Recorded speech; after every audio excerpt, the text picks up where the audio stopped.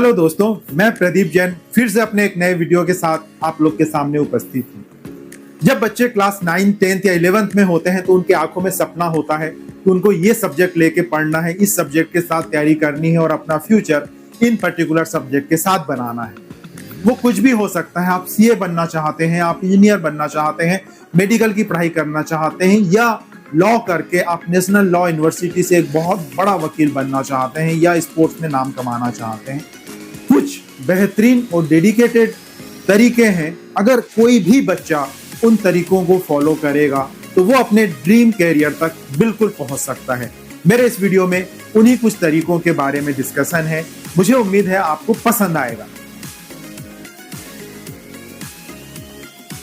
बच्चों, अगर इस वीडियो के लास्ट तक आप बने रहे तो इस वीडियो के लास्ट में एक बहुत बेहतरीन टेक्निक, सीक्रेट टेक्निक आपको बताऊंगा जो आज तक आपने कभी सुनी नहीं होगी। अगर वो टेक्निक आपने देख ली, वो टेक्निक आपने देख ली और सुन ली तो मुझे लगता है कि आप पहले से बेहतरीन स्टूडेंट बन जाएंगे। उस टेक्निक को देखने और सुनने के लिए लास्ट तक इस वीडियो पे बने रहिएगा। बच्चों, अभी आप क्लास 10th या 11th में हैं। आप अपने पढ़ाई करते हुए, तैयारी करते हुए कोई प्रोफेशनल कोर्स करना चाहते हैं, आप सीए बनना चाहते हैं, आप किसी बहुत अच्छे इंस्टीट्यूट से इंजीनियरिंग करके आप बहुत अच्छा इंजीनियर बनना चाहते हैं, या आप एम्स से मेडिकल करना चाहते हैं, या नेशनल लॉ यूनिवर्सिटी बैंगलोर से पढ़ के आप बेहतरीन लॉयर बनना चाहते हैं, तो आपको कुछ चीज़ों पे ध्यान देना बहुत ज़रूरी है। कहा भी गया है, बिना बीज बोए आपको फल नहीं मिल सकता। तो वो आपको बीज जब आप क्लास 9, 10th में है तभी बोना पड़ेगा। वो बीज क्या है? वो बीज है आपका डेडिकेशन या आपका पढ़ाई के प्रति जुनून। ये कुछ बातें मैं आपको जो फ्यूचर में बताऊंगा इस वीडियो में, आप महसूस करेंगे, या जो आपके आसपास के आपके भैया जी हैं जिन्होंने ऑलरेडी इस प्रोसेस से गुजर के उस मुकाम को हासिल किया है, अगर आप उनसे बात करेंगे तो मेरी एक भी बात आपको झूठी नहीं लगेगी। कुछ तैयारी ऐसे आप कर सकते हैं जब आप, स्पेशली मैं उन बच्चों की बात कर रहा हूं जो अभी क्लास 11th में आ चुके हैं। अब तो उनके पास जो उनका सपना है उसको पूरा करने के लिए थोड़ा सा ही टाइम बचा है, क्योंकि ये जो अगले 2 साल हैं 11th और 12th का, वो आपका फ्यूचर डिसाइड करेंगे। चाहे आप स्पोर्ट्स पर्सन हैं, स्पोर्ट्स में जाना चाहते हैं, तो भी आपको ये पॉइंट्स बहुत बहुत इंपॉर्टेंट लगेंगे, महत्वपूर्ण लगेंगे। पहला पॉइंट है दोस्तों, फोकस ऑन कॉन्सेप्ट।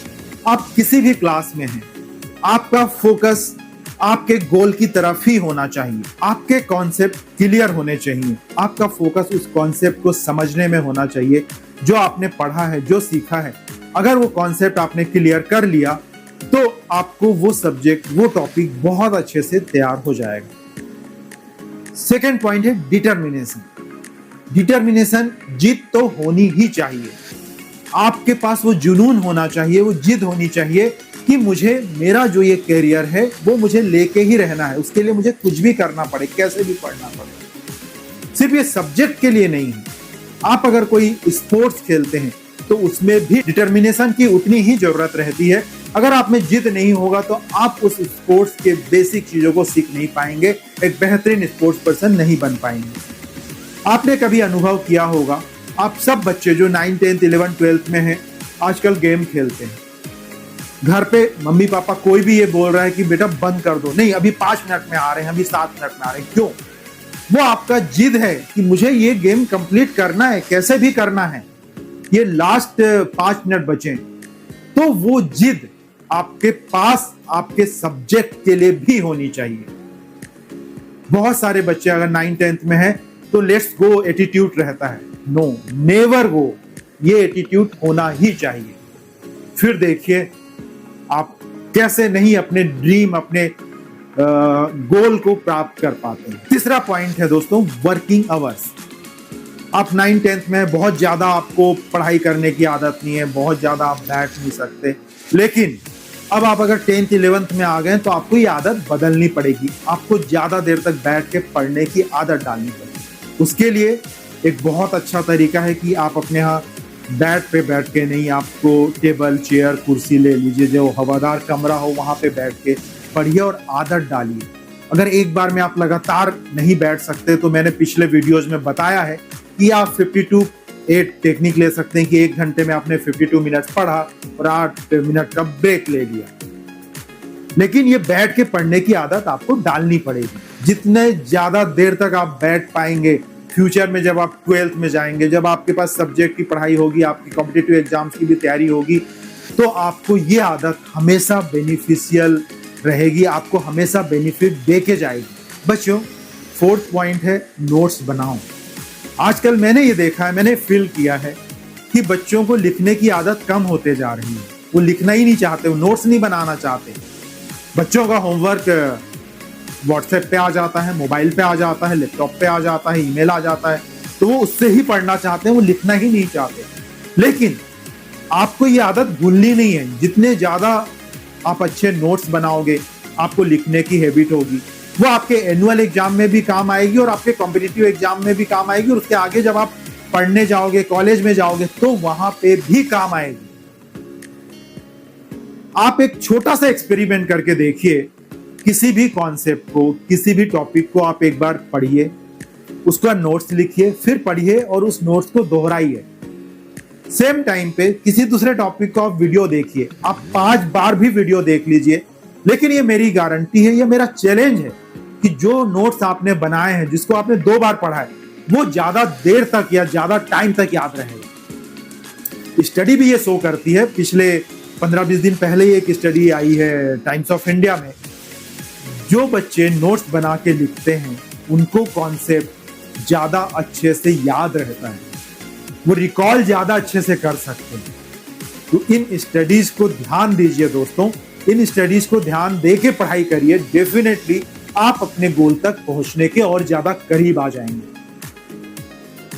5वां पॉइंट है आउट जोन।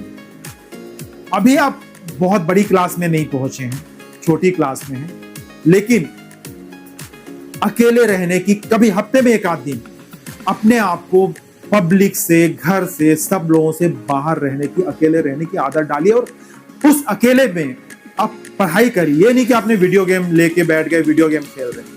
अगर आपने हफ्ते 2 हफ्ते में 1 आध दिन का ये आउट जोन वाली हैबिट डाल ली, तो जब आप 11th-12th में आके पढ़ाई में डूबेंगे अपने उस कैरियर को प्राप्त करने के लिए, तो आपको ये आउट जोन हैबिट बहुत बहुत काम आएगी।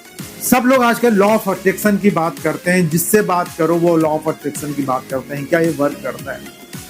इसका मुझे बहुत ज्यादा आइडिया नहीं है, लेकिन ये जरूर आइडिया है, आपको अपने मन में विश्वास रखना है। जो आपका गोल है, उस गोल को आपको देखना है, सुबह शाम उस गोल के बारे में सोचना है, उस गोल को कैसे प्राप्त करें, उसके तरफ आपको अपने कदम बढ़ाने हैं।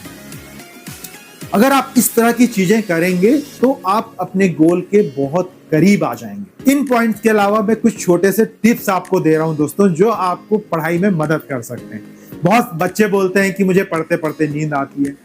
अगर आपको नींद आ रही है तो आप आधा गिलास पानी पी लीजिए, पानी की बोतल अपने पास रखिए, जब नींद आए थोड़ा सा पानी पी लीजिए।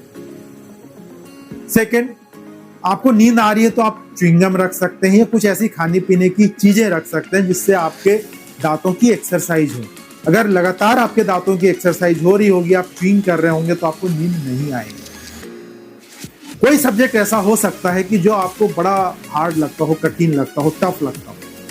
मेरी बातों पे विश्वास करिए, उन पर्टिकुलर सब्जेक्ट को या उस पर्टिकुलर सब्जेक्ट को आप अर्ली मॉर्निंग पढ़िए। आप देखेंगे कि जो चीज आपकी तैयार नहीं हो रही थी, जिसको आप रिमेम्बर नहीं कर पा रहे थे, याद नहीं कर पा रहे थे, वो सुबह अर्ली मॉर्निंग पढ़ने पे अचानक आपको बहुत अच्छे से याद होनी स्टार्ट हो गई। कोई अगर इजी सब्जेक्ट है तो उसको पहले आप पढ़ सकते हैं, टफ सब्जेक्ट को थोड़ा बाद में पढ़ सकते हैं। इससे आपके अंदर कॉन्फिडेंस आएगा कि नहीं, ये सब्जेक्ट मेरे को याद हो गया, एक सब्जेक्ट मेरा याद हो गया, एक टॉपिक याद हो गया। ये भी एक बहुत अच्छी टेक्निक। दोस्तों, एक बात मैं और करना चाहता हूं, ये शायद कहीं आपको मिलेगी नहीं, मैं आपको बता रहा हूं। एक होता है मेंटल फाइलिंग। आप पूछेंगे मेंटल फाइलिंग है क्या? जिस तरीके से कंप्यूटर में आप कोई चीज देखते हैं, उसको सेव करते हैं, उसको एक टाइटल देते हैं, उसको फाइल करके रख लेते हैं, और जब आपको जरूरत होती है तो अपने सिस्टम में जाके, कंप्यूटर में जाके वो फाइल आप निकाल लेते हैं, क्योंकि आपने उसको प्रॉपर नाम दे के सेव किया हुआ है। ऐसे ही अगर कोई सब्जेक्ट, कोई टॉपिक आप पढ़ रहे हैं, पढ़ने के बाद उसको समझने की कोशिश करिए, उसको स्कैन कर लीजिए। स्कैन करके उसको एक सेव कर लीजिए अपने दिमाग में कि ये टॉपिक ऐसा था। उसको एक नाम दे दीजिए अपने तरीके से, और जब भी आपको जरूरत होगी देखिएगा वो जो आपके माइंड में सेव है वो आपको इजीली पता चल जाएगा, याद हो जाएगा। आपने देखा होगा बचपन की कुछ ऐसी बातें हैं, कुछ ऐसी पढ़ाई जो हमारे प्राइमरी सेक्शन में हुई होती है, वो हमें अभी तक याद है, 8-10 साल बाद भी या 5 साल बाद भी याद है। क्यों? क्योंकि हमारे माइंड ने उसको स्कैन करके फाइल बना ली है। इसको हम बोलते हैं मेंटल फाइलिंग। वो इमीडिएटली इजिली आपको मिल जाती है। ये भी आप कर सकते हैं। कई सारे बच्चे बोलते हैं कि हमने तो ये पढ़ाई कर ली, लेकिन कॉन्सेप्ट पूरा पढ़ा हुआ था, लेकिन एंड टाइम पे याद नहीं आया। अगर वो एंड टाइम पे याद नहीं आया तो वो नहीं पढ़ने के ही बराबर है। उसका मतलब ये नहीं कि आपने पढ़ लिया, अगर वो याद ही नहीं आया एंड टाइम पे तो उसका क्या मतलब है। तो आपको ये मेंटल फाइलिंग टेक्निक बहुत यूजफुल हो सकती है उन सिचुएशंस के लिए जब आपको पढ़ा हुआ याद नहीं आता। मुझे लगता है दोस्तों ये वीडियो मेरे आपको पसंद आ रहे होंगे, ये वीडियो भी पसंद आया होगा। इसको लाइक शेयर सब्सक्राइब करना मत भूलिएगा और अपने दोस्तों के साथ ज्यादा से ज्यादा शेयर कर सकते हैं। कोई अगर किसी भी तरीके का आपको एजुकेशन से रिलेटेड कॉन्सेप्ट क्लियर नहीं है या आप कोई डाउट है तो आप मुझे लिख सकते हैं, मैं आपके हर क्वेश्चन का जवाब दूंगा। Thank you.